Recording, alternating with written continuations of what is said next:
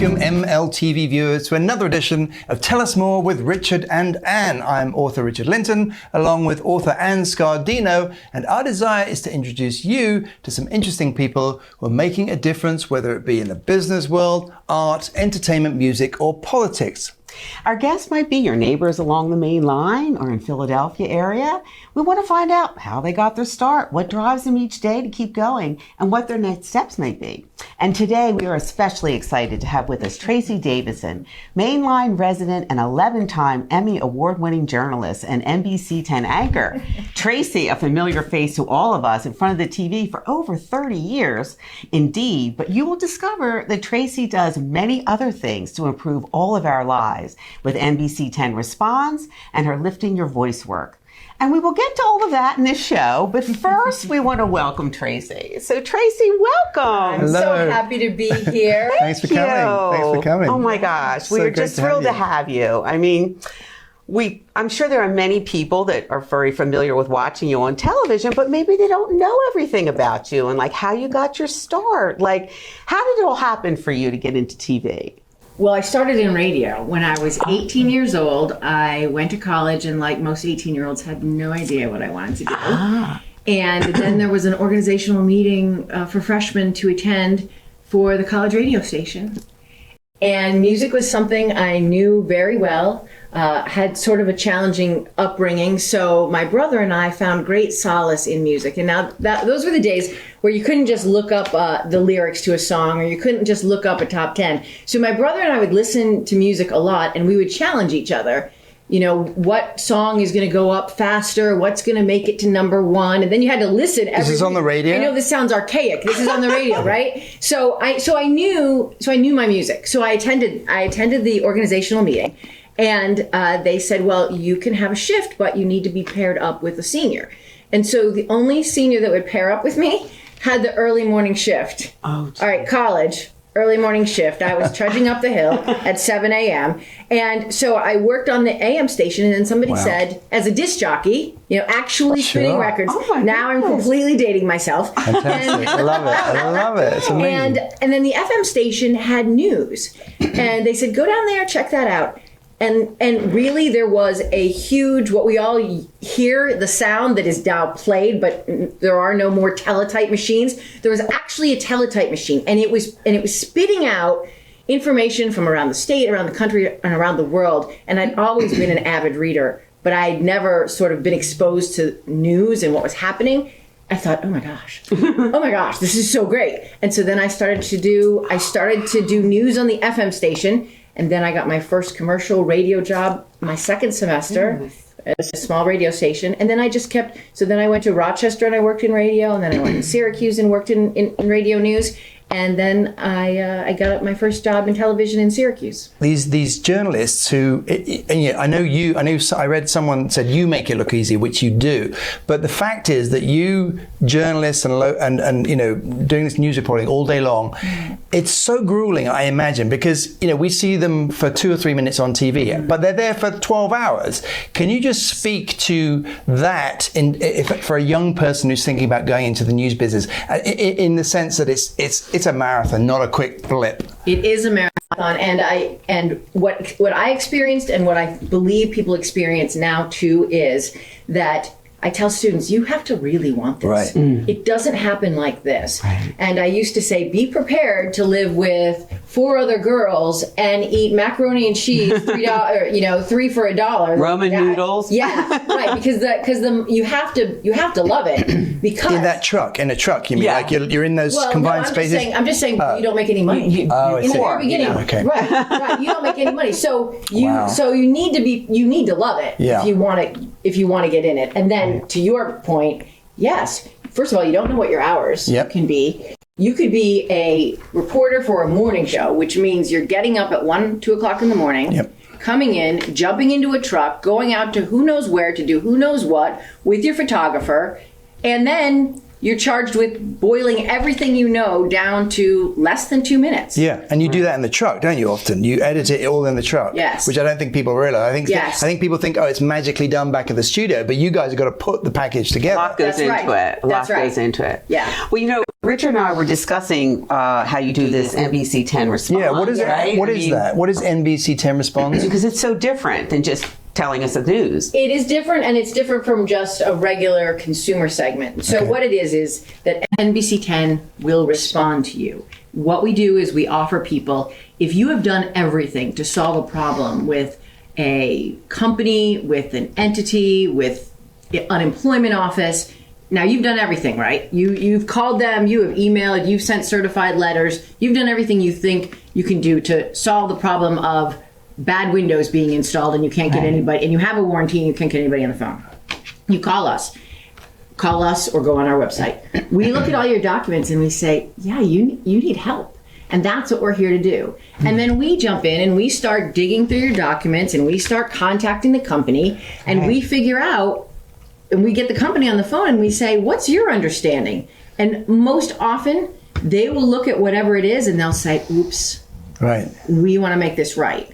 And then they say, you know, there was a mistake in customer service. There was a mistake here. We want to help this person, this billing problem. And then we help the people get it resolved. I wonder if would that apply to lost pets? No joke, because my friends lost a pet for a month in Wayne. Like the dog's missing for a month. They've done everything, like posters, cadaver dogs, drones. Oh, that makes me so sad. Because, you know, I love my Bradley. I know you're Bradley. We all follow Bradley. No, okay, that's okay. Oh my God. How did go ahead. Well, no, I was just going to say, like, I just think, I know myself, I think we all face things that we just can't get resolution to sometimes. Right. And it's so frustrating and you kind of put it off. You don't want to deal with it. Because then you're trying to do it like through your computer, but then you've got to make the phone call and you're on prompts 1, 2, 3, 4, 5, 6. It takes a long time. And then the person doesn't say, oh, you're at the wrong place. And it can be overwhelming. And it may seem like a minor thing to one person, but it's a big thing to somebody else who's looking for maybe $500 that got messed up that they deserve. So they're so excited to have you do that for them. I think it's wonderful that you do that. What we say is that we answer every email, meaning every form that gets filled out on our website and every phone call. Now, it might not be something that we can help with. It might be a legal issue. That's not what we do. Right. It might be something where we can't help you, but let us refer you to legal aid. That's good. Let us refer you to a county office that can help. So that's what we do every day. It's much different and much more involved than a traditional consumer reporting. And then separately from that, we've really been focused on the crime of stolen mail. Oh yes, that is terrible. We have been covering this for more than a year now, and it continues to happen. It has many tentacles. So the idea being that you put your mail into the blue collection boxes. You assume that it's going to get to where you intend it. You've paid your PICO bill. It's going to go there, right? Yep. Right. Then you don't check your bank statement for a bit, and then you look and you see, well, my PICO bill was $65, but somebody took $6,500 out of my account. Oh my God. Awful. So they steal it. What they do is they have these universal keys. They get into the big blue bins. Oh my goodness. They take everything. They don't sit there and go through and say, what looks like a payment. They take everything back to some regular mailbox. They're stealing from... Yes. Open it up. There's a box in there. They take it all out, take it somewhere, go through it all. Wow. Leave on the floor somewhere, something that's not a check. They find these checks. They what they call wash them, which means that they just sort of use acetone and they rewrite them. I have no idea. And then they find somebody to go and mobile deposit or take it to an ATM. Right. And then that money goes into that person's account, and usually they're called a mule. The money goes into that person's account, and say it's $5,000. And they say to this mule, look, you need to go deposit this money in your account and then take the money out, and we'll give you $1,000 of this. So the person says, sure. Takes it out. Gosh. Now the banks make you whole, but it takes a while. And one of the first victims that we talked to was a doctor in Wynwood. And he said they washed his check. It was for one of his children for something, but it was a very small check. They washed it for $7,000. Now, the bank's going to make you whole, but it takes a while. Sure. It could take weeks, maybe even months. And this doctor said something that I knew would continue to come up. He said, look, I have $7,000 in my savings account that I can pull over to pay my bills while the bank figures this out and makes me whole. But what about the people, that's all the money they have. Right, Paycheck to exactly. Paycheck to paycheck, and now you're late on your bills while the bank is solving the problem. So we continue to follow that. I think it's great. How many people are on the team that do all that? It does take a lot of people, doesn't it? I have an amazing producer and an executive producer. So the producer and I are constantly working, trying to solve problems, go shoot the stories, go talk to the people, talk to experts so that people have a takeaway. And then our executive producer sort of guides us. Wonderful. Yeah. Well, that is great. But I've filled Richard in on another very exciting thing you're doing, and I have had the pleasure of being at 2 of these events called Lifting Your Voice. And I will let you tell everyone about it because I was very excited to be at 2 of them, as I said, and I just think it's fantastic what you're doing. Well, Jen Kronberger and I decided years ago. Who's Jen Kronberger? So Jen Kronberger has a background in sports psychology, but right now she teaches leadership in businesses. She does leadership training. She does compassionate leadership, diversity and inclusion. She talks all about that. Well, she and I years ago started seeing each other in different events for women. And we were supposed to meet at one event. And at the day of, I woke up and I said, I've hit a wall. I can't. And so I texted her and I said, I really can't. She said, thank goodness, I can't either. and And then when we started to talk about what we felt like we were hearing from women a lot was they were so caught up in the daily grind that they were never able to push pause. They never felt like they could say no to anyone. And they sort of had lost track of their life, if that makes any sense, right? I mean, we all go for our to-do list and we're running. And what is it that we say we care about? What is it that how we want to be living? What are our priorities? And have they gotten messed up because we just keep saying yes to everything? And so we said, let's create a day. It's a retreat. I always hesitate to use the word. Yeah. It's a retreat. We say it's a retreat. It's not spiritual, but we get spiritual. Right. Because it's about the whole person. Do you do silence? Like a retreat? I mean, is there silence involved? No, it's a lot of talking. Okay. A lot of it's women the opposite. talking, yes. But it's from 8:30 to 2:30, so it's a long day, but it has a wonderful little breakfast and lunch. But wait, it's for high school girls, though. No. Oh, this is a different thing. Okay. We'll get to that next. Okay, But okay. Yeah. It started This is for with women lifting your voice. to just give themselves the gift of a day. Right. To just focus on themselves.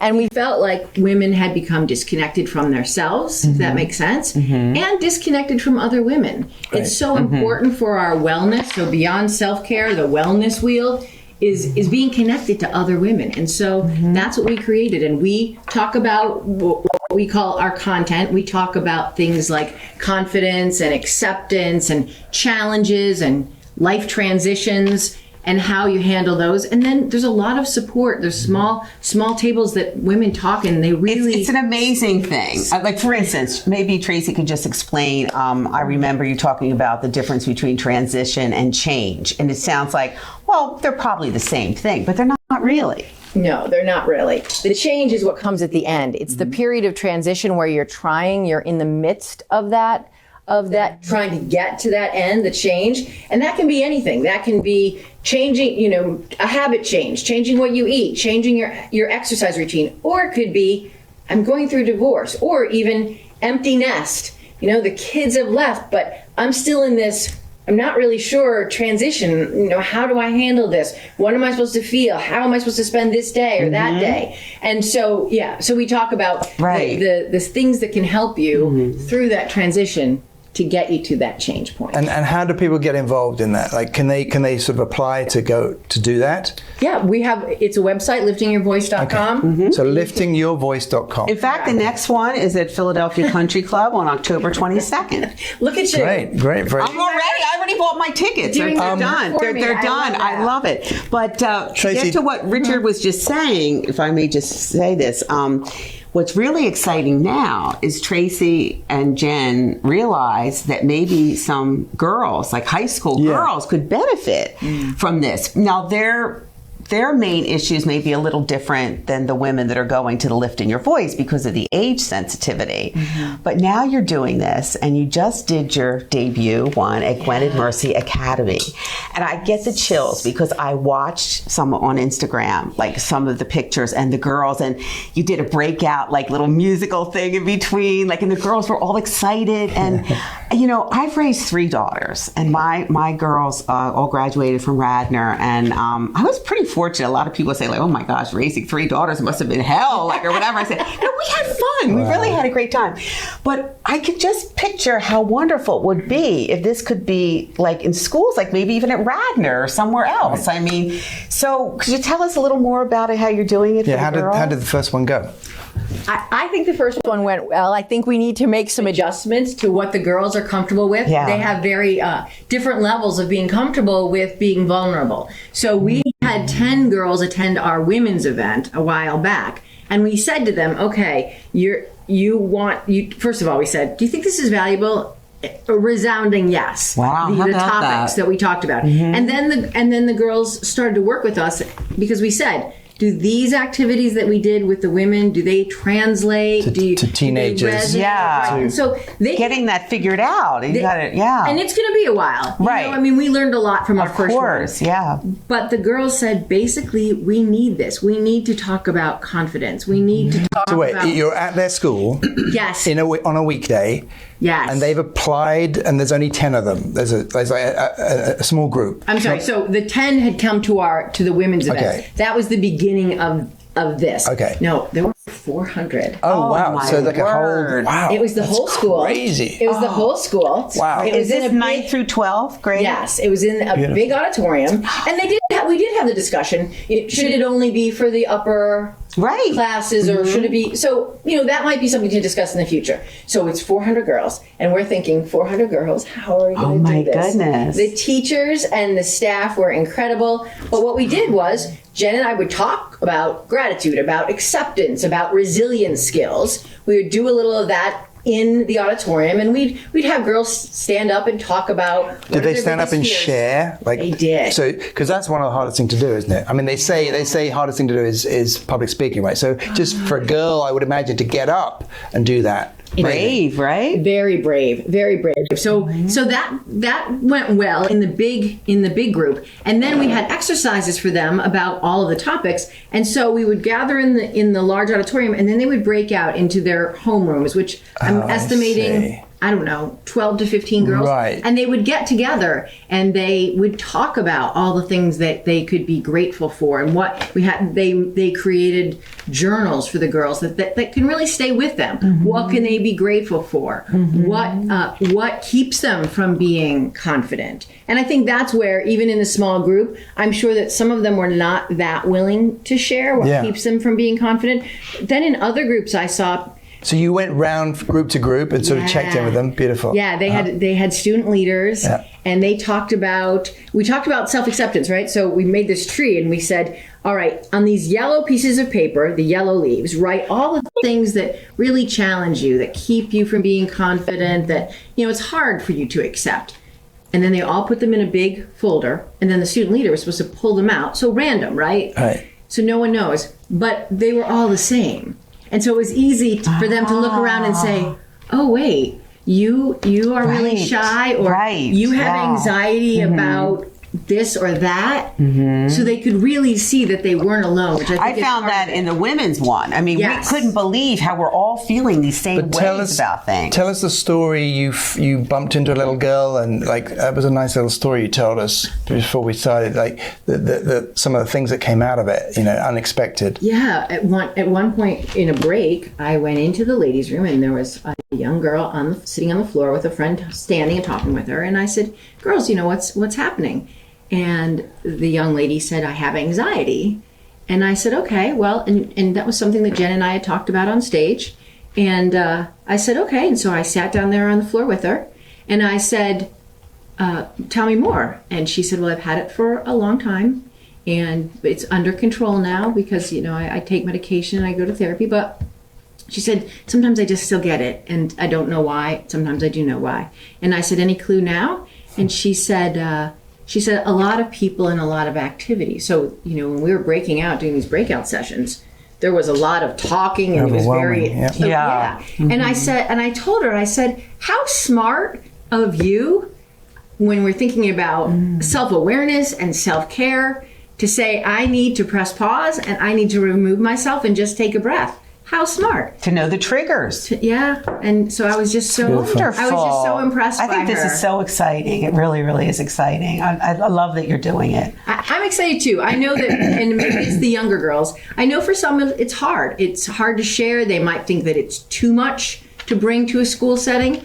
But for the women, for the young women who it will touch and it will help, we want to be there. So, and again, people can go to a website to reach out. Okay, Right. So that's lifting your voice for the sort of younger generation, yes, they or can go high there school. and ask about Great. that. Yeah. I did read that you had, and I presume this is why you're working at NBC10. You did your degree in holistic spirituality at Chestnut Hill College. Yes. Why did you suddenly want to go and do that?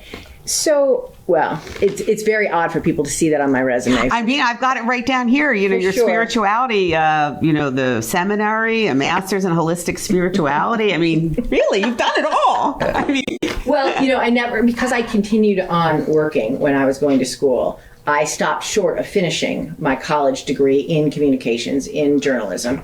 And I don't know, 15 years ago, I thought I really felt this pull to learn more about spirituality, to learn more about my faith. And I knew that was a big jump. I had to do some discernment in my brain because I knew to do that, to get an advanced degree in spirituality would require that I go back to school and finish my undergrad, which I had thought about many times. And of course, by the time you were an adult, you were busy. People say, "Wow, you don't need to do that." Right. But I really felt like I did. And so Temple welcomed me with open arms, and I sat in huge classes with sweats, with a suit on, while the students had sweats, looking at like, why is this old lady in our class? And took all the classes that I never took in college, including the math class, where I had to hire a tutor. I had no idea what that could. For me, that was economics. Yes. We have the J degree from Yes. Temple, the two of us. Yeah. And then I have a dear friend who is a Catholic priest, and I said, okay, so I got that one done. Now what should I do? And he says, I think you should go to the seminary. Wow. And I thought, it's like you're becoming a nun or something. It's like and so I went to the religious studies program at St. Charles Borromeo Seminary. So that's not just for priests? I didn't know that. So lay people can just do this type of thing, like anybody. It's a lot of people who work in churches that you can get a religious studies certificate at the seminary. So do you feel that your religious work that you did is? It's got to be somewhat of a basis for you now doing this, lifting your voice, because you want to bring out the best in everyone. Because I agree with you that we all have gifts. Every one of us has a gift, whether the young girl doesn't realize it or the older woman doesn't realize it. We're all at different stages in our lives. But we all have things to offer, but we have to believe that we have them to offer. Right. So what is it that made you, the latest things? Like, what would you say? Is it, I don't know, you've sort of done everything you want to in news, or what is it that made you want to do the lifting your voice thing? I just believe, as you just said, that we all have gifts, and I think that we all need to work on lifting one another up more. And we all need to recognize that we are all connected. And that, going back to my master's in spirituality, every spiritual tradition has a lot of similarities. They all talk about connection. Yep. They all talk about connection is the key. That we are all human, Giving. and that we are built to be together. We are built to be in community. They all talk about gratitude, about living with a mindset of gratitude. That's not to say that you don't recognize the negative or something terrible that's happening. It's an and you can recognize there are a lot of things to be grateful for. When you had breast cancer, and I noticed you said, you decided you were going to deal with it with gratitude and acceptance, was it? Grace. Yeah. Grace and gratitude. So was that, I'm just curious, that very moment, did you wake up and think, damn, this is how I'm going to fight it? Like, how did that thought, that decision come about once you were diagnosed? Yeah, no one wants to get the call from the doctor that says, yes, it's confirmed. The biopsy says you have cancer. But I knew I could just take a pause again, it's not to say that you don't have the meltdowns. Yeah. You can still have the meltdowns. And I quickly said, there is a long list of things to be grateful for, right? I have my faith. I have my family. I have my friends as support.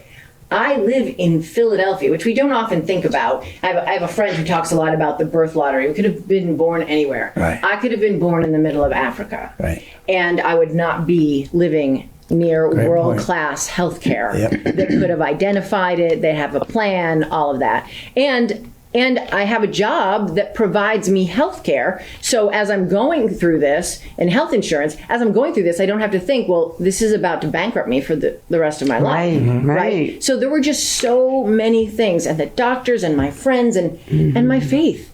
So many things to be grateful for. So Jen and I always talk about it, and I live in your voice. It's an and. It's not this is horrible, but this. It's this is horrible, and I have a lot to be grateful for. Right. Right. And I'm sure that's why your charity work. I know you're involved in many charities. What are your favorite? What are you involved in, or just speak to us about some of your favorites, kind of thing? Well, domestic violence is near to my heart. So Laurel House in Montgomery County, Domestic Violence Center of Chester County, which is our beneficiary for Lifting Your Voice. So our silent auction and a portion of the proceeds from every Lifting Your Voice goes to the Domestic Violence Center of Chester County. Okay. Also, I'm a big supporter of Philabundance because people think that hunger is just for somebody on the streets, when the reality is hunger exists in every zip code in our area. Yeah. And I used to say to people, I want to support them because I know that somewhere in one zip code tonight that if there might be a mom putting a child to bed and she's already skipped meals this week and she's out of money and the cupboards are bare and she's put her child to bed thinking that she's done all she can and the child is still saying, Mom, can I have a snack? 'Cause I'm really hungry. I know. It just guts me when you go to the supermarket. You know how supermarkets throw out all this food every single day. I just can't believe they can't pass a law or something to be able to have trucks come and pick up that food. There are a number of programs that help to reclaim that. But that's good.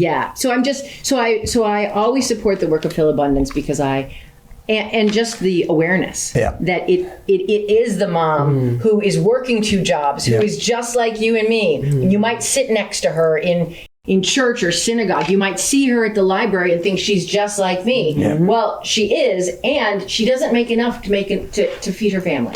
We're almost out of time, but just out of the blue, I just would love to know how do you feel like the pandemic has changed you as a person? Has it made you shift in any way? How you live? It has heightened my gratitude for being in person. Most definitely. For being in person. It's great. Being able to be right here. Technology is fantastic. Yeah. But to be able to be right here and be connected in the moment, to you, right at this table, is a beautiful thing. We're all sick of Zoom, right? 100%. And another quick question before we end. We've got a couple of minutes. So you're very creative and you like to do crafts. Is that right? Yeah, I like we would love to know. crafts. We would love to know what you do because I have a confession. Like my kids are now just in college, but I used to love Lego. Like as an adult, as a dad. Sure. That's such a creative thing. And I had this thing like, Dad, you're kidding? You spent all that money on Lego? Yeah, because I had to buy the Taj Mahal, right? Of course, you're not just going to buy a car together. What do you like to do for the craft thing? It's anything that I find. Just the other night, I got at a secondhand store. I got these beautiful. They look like teacups, but they're really old soup cups. So they have handles on both sides, and they're beautiful. And I made candles in them to give some women who I work with for Easter. That's so great. Yeah. I love following you on Instagram for that too. But I mean, I think when we do anything creative, like even if you're making a meal is a creative thing, we don't think of it as being creative, but you're making your home beautiful. It's very creative. A before and an after, something that would never existed but now exists, is creation at its best. And there's something to doing something new too. Tracy, Yes, we could talk for an hour. I know, but we need to go long. It has been truly a pleasure to meet you and hear all of the amazing things that you are doing here in the Philadelphia area. So fortunate to have you here. If you want to learn more about Tracy, you can go to her website, www.tracydavidson.com or NBC10.com. So until next time, we thank Tracy Davidson so much for coming today, and we'll see you on next time. Tell Us See you More. next time.